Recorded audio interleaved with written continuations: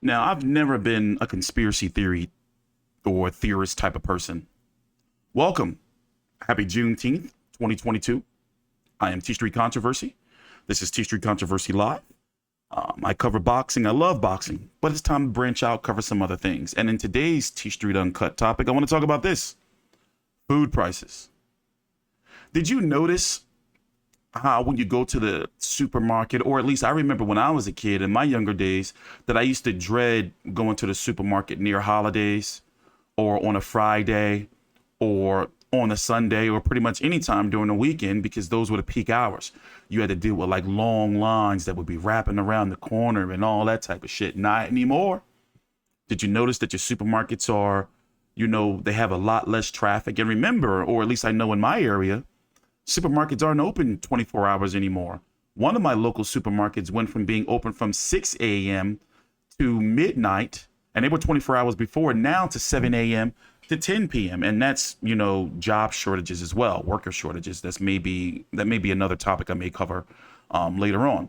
But take your time out, like the video, subscribe if you haven't, because this is something I'm going to be doing going forward, talking about different topics such as world news, hood news, politics, along with my boxing content. That's not going anywhere. On the weekends and on weekdays, I'm still going to be producing boxing content, but now the channel is fully transitioning to a variety channel.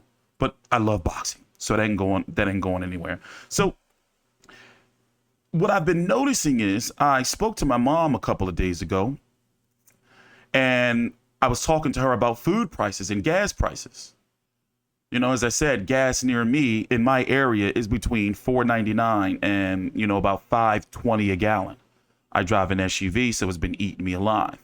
But when you factor that and you factor in, the food prices, for the average lifestyle, you're probably spending an extra $1,000 a month just right there. I saw a graphic that an average of new home buyers are, if they buy a house today compared to 2 years ago or even last year, you're going to be paying an extra $500 at least on average in your mortgage. For example, let's play this right here, and we're going to take a deep dive into this because this is concerning. And I'm noticing that a lot of black people, and I'm sorry, I'm only going to talk about black people because that's what I can relate to. They're not talking about it. Like, go talk to, one of your close friends, your homies, one of your neighbors, aunts, uncles, and try to talk to them. And this is not just for black people as well. Try to, see where their thought process is on what's going on. And I'm going to explain what I mean after we play and listen to this video from a show called On Balance News Nation. Now, let me tell you this. I am a policy voter. I am not right. I am not left. I am not with all the woke agenda. And hell, I got some bones to pick with Black Lives Matter. But we'll get to that. Let's talk. Listen in, take your time out, like the video, subscribe if you haven't. This is where we're going to be going. When you say there's going to be food shortages, are we talking about things like what we see from Venezuela or from Cuba or from Russia, where if you go to the grocery store, is it that they're out of Honey Nut Cheerios, or are they out of all cereal? Well, most people don't know corn, for instance, is in corn flakes and corn syrup. Soybeans are in all sorts of products that wind up in your local grocery stores. So when you don't have enough corn, when you don't have enough wheat, when you don't have enough soybeans, those things, those major items that we need to make all of these other products are not going to be. Now look at this right here. Eggs up 32%. And we're going to talk about this in some more detail, because if you haven't heard, there's been some mysterious. Now, I said I'm not a conspiracy theorist, but at some point in time, you got to look at what's right in front of your eyes. There's been a lot of food processing plants that have been mysteriously catching on fire. Millions and millions of eggs and chickens, thousands and hundreds of thousands of chickens have been killed in these fires. Some feel that this is too much of a coincidence and maybe this stuff is being done on purpose. Now, when you factor in those food processing plant fires, and you look at that with the shipping crisis, which is, to get this food to the markets, the eggs, the milks, the fats, the oils, which are the, your butter, your canola oil, your vegetable oil, your sunflower seed oil, whatever you cook with, your olive, and then you see the prices of the chickens. How does this food get delivered to your local grocery stores, your local Costco's or BJ's or Sam's Club or your supermarkets? Even all the way down to the junk food, you see those big Coca-Cola and Pepsi trucks dropping all this stuff off. They have to pay for gas. And you've been seeing, and go do some research for yourself, you're seeing that a lot of the truckers and the trucking companies are ready to shut down because they can't afford the gas. It's not worth the loads. So now the food is having a harder time getting to the stores, and then you have issues with fertilizer, prices going up. Everything's going up. And I'm starting to think that, wait a minute, guys, this is looking a little serious, because it's not just happening overnight. It's going to be something that, when the kids go back to school, fall, winter, it's going to be bad. And they're doing something called shrinkflation. Have you ever heard of shrinkflation? Shrinkflation is when, let's say, for example, here, you know what? I'll show you something here. After this interview, let's let this play through before we move on to the next topic. In your local grocery, major items that we need to make all of these other products are not going to be in your local grocery stores like we've been used to. For so long, we've enjoyed lots of food in this country, so we've never ever faced a food shortage, and I think that's coming in the coming months. The Biden administration that I've been urging to take more swift action still hasn't taken the action I believe that's needed. Now here's this other man. The same guy did another interview with Fox News, and he's pretty much like urging, like, yo, some shit's about to go down. Excuse my language. Right now, we're in a crisis in America as it relates to farmers. We're facing an all-time high in diesel fuel. Here in Virginia, I'm paying $5.63 a gallon for diesel fuel. We're at an all-time high for fertilizer. I'm paying $900 a ton. People, that's $900 a ton for fertilizer, a $25,000 fertilizer bill that we're looking at right now. Now is the time for America to come together and support America's farmers. We just provided relief for Ukraine, where we're going to be looking at some losses there in the form of wheat and other commodities, but we just provided Ukraine with $40 billion in aid. Now that part right there makes no sense, but let's talk about this shrinkflation right here, shrinkflation, and basically what it means. So here, let me look at an image right here. Pull up this image right here. Where we at? So this is what they're doing. They'll charge you the same price, maybe more expensive, but then it's not the same size box. Or they'll make the box bigger, but like less inside. For example, as you can see this example right here, for Cocoa Puffs, 19.3, but 18.1. Now, even if you don't like the NPR, news, but just take what I'm saying here and look around for yourself. Things are smaller. And that's one way these companies are trying to save face. It's like, oh shit, like, this stuff is getting too expensive for us to produce and to ship out. But we don't want the consumers to see this. Let's try to cut some corners. Fewer chips in that snack bag lately? Does that family-sized box of cereal not last as long as it used to? You're not imagining things. Consumer companies that make food and beverages and household staples like paper towels have been shrinking package sizes, weights, and quantities. Why?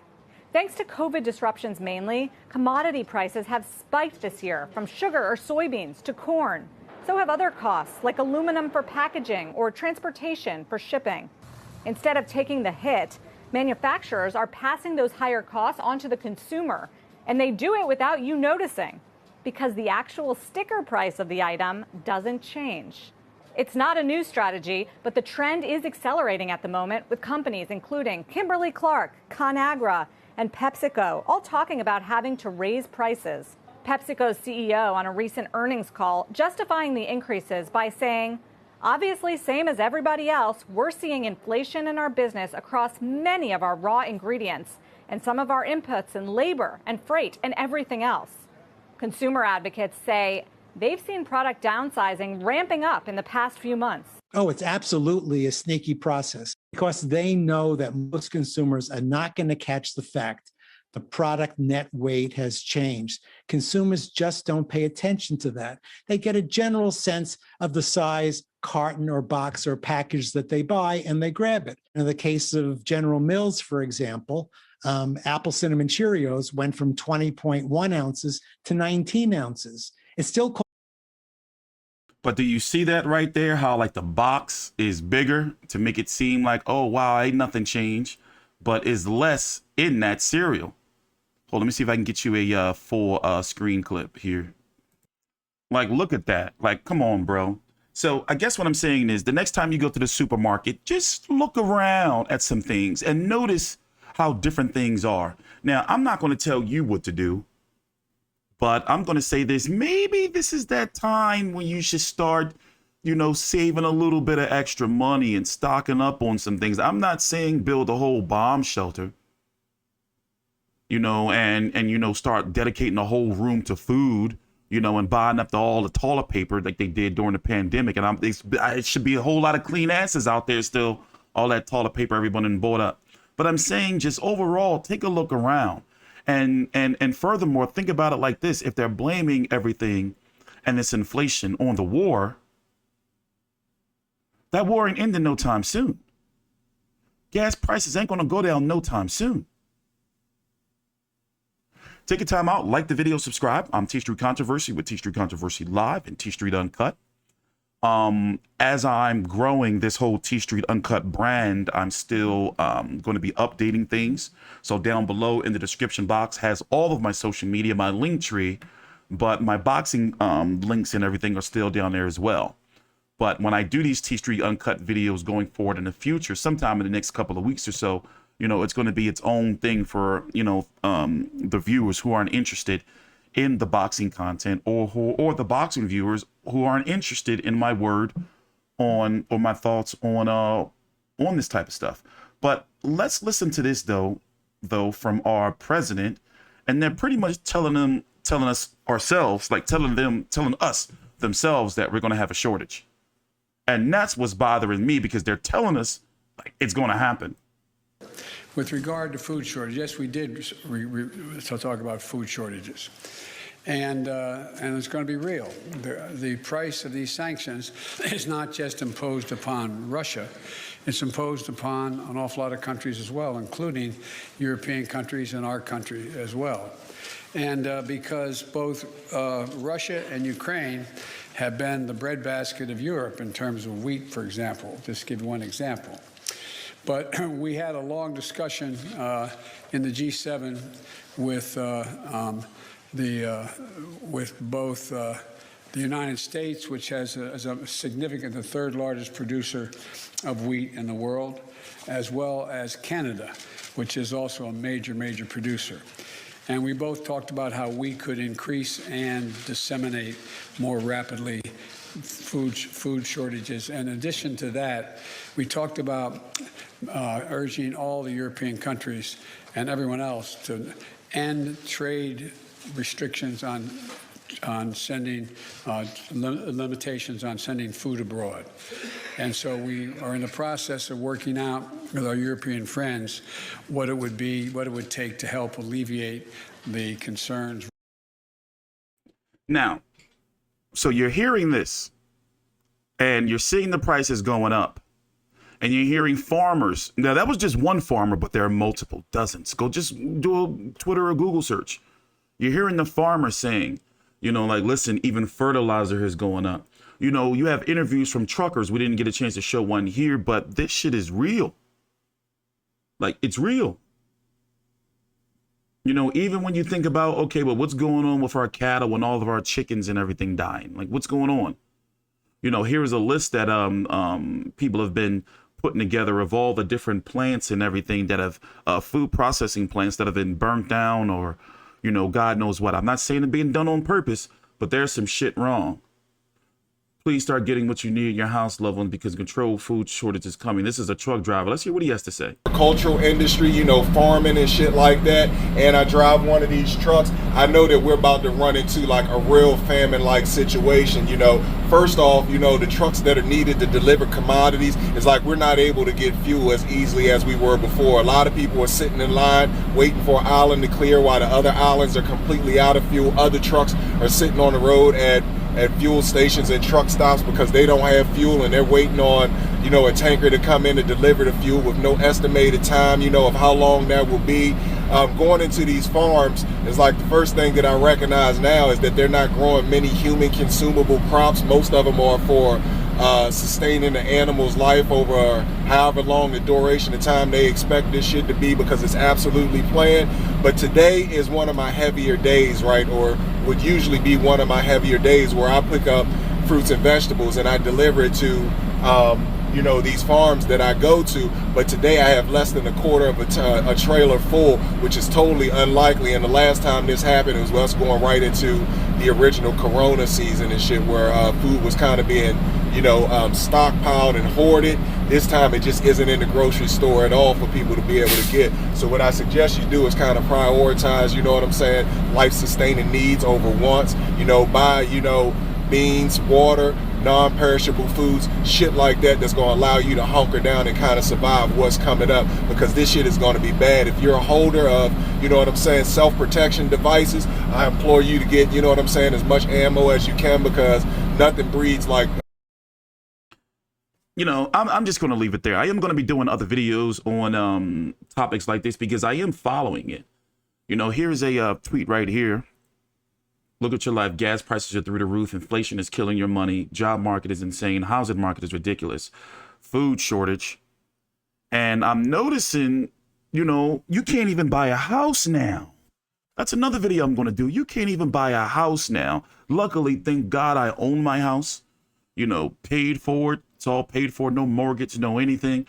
But, you know, in order to start the family that I want a bigger house. You know, but I can't do it. You can't even have a baby in this economy right now. Why? Because can you get formula? And everything is through the roof. You know, and the wages are not adding up. So for people who are thinking that this is intentional, so, you know, I'm starting to be like, hey, look, something is wrong right here. This shit don't make no sense. Take your time out, like the video, subscribe. I'll see you guys later. Let me know down below in the comments if there's any other topics that you would like me to cover, because I'm working on doing research on the Black Lives Matter thing, and basically where has all the money gone? There is a big gang war going on right now in Philadelphia.